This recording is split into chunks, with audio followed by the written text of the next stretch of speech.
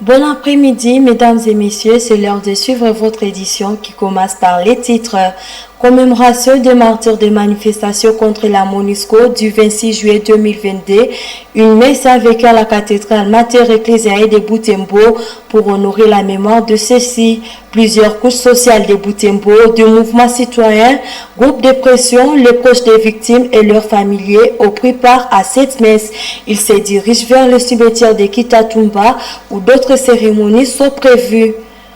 Deux taximens de Butembo appellent les services de l'ordre et de sécurité à restaurer la sécurité sur l'étendue de la ville.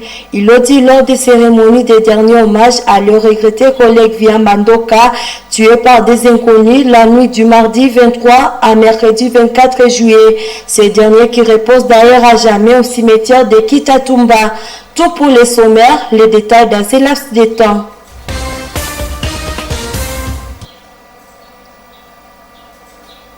Comme je l'ai annoncé au sommaire, ce 26 juillet, Butembo se souvient de ces martyrs des manifestations anti-MONUSCO du 26 juillet 2022. Une messe a vécu à la cathédrale Mater Ecclesiae de Butembo pour honorer la mémoire de ceux-ci. Plusieurs couches sociales, de mouvements citoyens et groupes de pression ont pris part à cette messe. Tous les participants sont à court de procession vers le cimetière de Kitatumba pour le dépôt des gerbes de fleurs et des allocutions en mémoire de ces pionniers de la lutte et a abouti au départ de la force onusienne. La veille, quelques structures ont sensibilisé la population à la participation à cette activité pour ensuite aller vaquer à ses occupations. Ils ont aussi fixé l'opinion sur la nature pacifique de cette action tout en précisant que cette journée n'est pas une ville morte. Monsieur Via Mandoka repose à jamais au cimetière de Kitatumba. Il a reçu ce dernier hommage le jeudi 25 juillet. Une messe de requiem a été dite à la paroisse cathédrale de Butembo ce même jeudi. Mirembe Kitawite a pris part à cette cérémonie. Il s'agit du taximène arraché à la vie par des inconnus la nuit de mardi à mercredi dernier. Son enterrement a eu lieu ce jeudi après une messe dite pour ses funérailles. Pendant la messe, le prêtre lui a remis des signes baptismaux. Peu avant, des discours ont été prononcés pour pleurer ce taximène, dont le discours funèbre de membres de l'association de mototaxis où il fut membre. Comment oublier l'ami fidèle et généreux, les collègues appréciés, les pères attentionnés, les maris aimables que Dieu aime. Né le 7 août 1983, M. Bihamba Ndoka est mort le 7 juillet 2024 par meurtre. Il laisse derrière lui une veuve et 6 orphelins. Il a été inhumé au cimetière de Kitatumba sous l'émotion de membres de sa famille et de ses connaissances.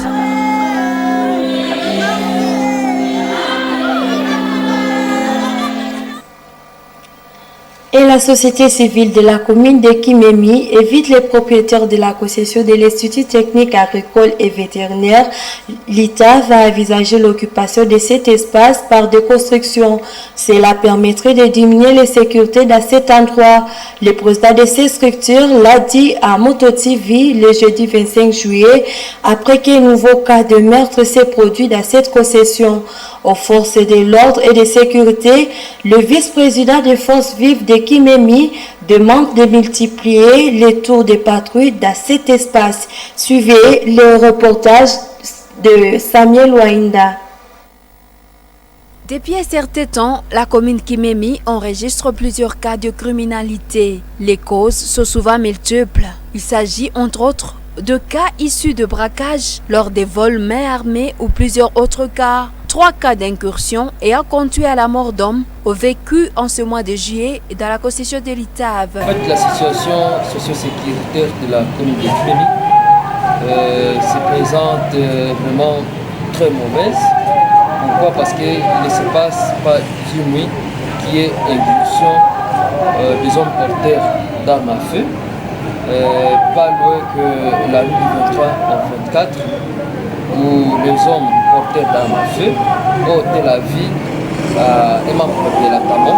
Situation qui laisse à réfléchir sur l'occupation de cet espace. Le vice-président de la société civile en commune de Kimemi propose aux propriétaires de cette concession de l'occuper par la construction d'infrastructures d'intérêt public ou de maisons d'habitation pour réduire le risque de son occupation par des personnes mal intentionnées. Il invite les riverains de cette concession d'être vigilants et éviter les sorties dans les heures nocturnes. Nous avons toujours voulu que la population, par exemple, on n'a pas encore envisagé des solutions qui sont durables, que nos populations, nous puissions avoir une attitude positive face à ces cas de sécurité. Par exemple, donc, si on peut quitter la ville le plus vite possible pour ne pas tomber dans les mailles, dans les mains des bandits, ça a toujours été les cas où sont parmi les pistes de solutions qu'on a toujours envisagées pour essayer de pallier, soit ces problèmes. Ces noyaux demandent aux autorités sécuritaires de rétablir la quiétude dans toute la ville. Et les activités commerciales reprennent timidement au marché des cantines, une agglomération attaquée par les terroristes EDF en juillet dernier. Les commerçants ne sont pas encore actifs dans cette région suite à la peur, alors que les habitants ne cessent de regagner leur domicile progressivement. Suivez ces reportages constats avec Monampen Dimanzekele qui s'est rendu. Cet espace public est celui aménagé pour les marchés des cantines. Il y rêve petit à petit sa robe d'ata. Cet endroit, qui est le reflet parfait de l'ambiance de cette agglomération, reprend ses activités après plus d'un mois, après que les terroristes ADF ont signé une sanglante attaque ici. Au cours de celle-ci, plus de 100 civils avaient été tués en juin dernier. Kavuo Chance, commerçante, raconte le calvaire subi. La vie est devenue très difficile ici. Nous vivons la peur dans cette zone. Nous avons du mal à aller au champ suite à l'ennemi. Nous risquons de mourir par la famine.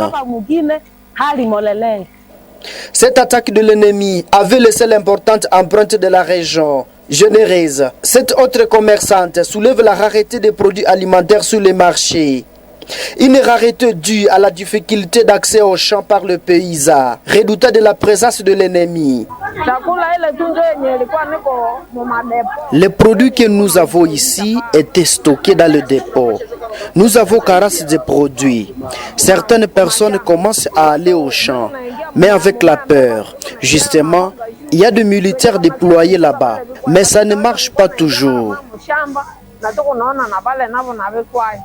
Kandine a accueilli le numéro 2 de l'armée congolaise la semaine dernière pour renforcer le moral des militaires et solliciter le renforcement des mariages civilo-militaires pour faire face aux terroristes. Page religieuse à présent, jeudi 25 juillet, c'était le 3e jour de la campagne d'évangélisation de Renouveau Charismatique au Centre des Miséricordes Divines. Le jeune Renouveau Charismatique catholique sont appelés à préparer leur avenir. Cette exhortation a été émise dans une formation particulière organisée ces jours à l'orientation l'après-midi de ce même jeudi. Suivez ce reportage de Gérard Mourefou. Après la formation du grand public, le jeune Renouveau Charismatique catholique se sont rendus à l'Institut du Mont Carmel pour des enseignements les concernant. Le thème qui a été développé est « Mon avenir dépendra de ce que je fais aujourd'hui ».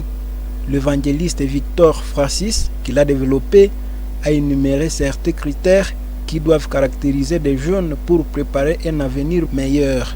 Celui-ci a recommandé les jeunes au travail, au discernement et à se désolidariser aux choses mondaines.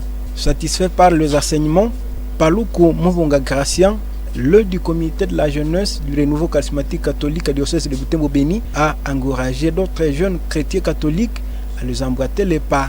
Nous les appelons de venir participer à cette campagne d'évangélisation qui se passe ici au Centre de la Miséricorde Divine de Saba. Et dimanche, nous allons clôturer par une messe d'action de grâce. Donc nous les appelons et nous ne cessons pas de les dire de venir prier avec nous ici à Saba au Centre de la Miséricorde Divine. Cette formation, organisée particulièrement à la jeunesse, du Renouveau charismatique catholique et diocèse de Butembo-Béni les suscite à l'autoprise à charge.